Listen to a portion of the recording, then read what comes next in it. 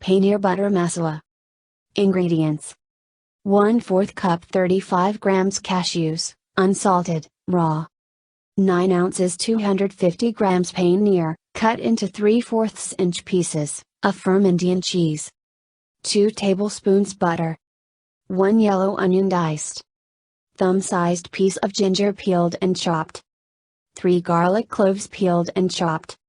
4 large ripe tomatoes roughly chopped. 1 teaspoon canola oil or vegetable oil. 2 teaspoons garam masala. 1 teaspoon ground cinnamon. Half teaspoon mild chili powder or to taste. Half teaspoon sugar. Half teaspoon salt. 3 tablespoons heavy cream, double cream. Half teaspoon dried fenugreek leaves, kasuri methi, just leave it out if you can't find it in the store. Fresh cilantro, coriander, cream, onion seeds, chili flakes. Directions: soak the cashews in hot water for 15 minutes. If using store-bought paneer, soak the cubes in hot water for 15 minutes, no need if using homemade as it's softer. Meanwhile, heat the butter in a large lidded frying pan, then add the onion and fry for 5 minutes or until translucent.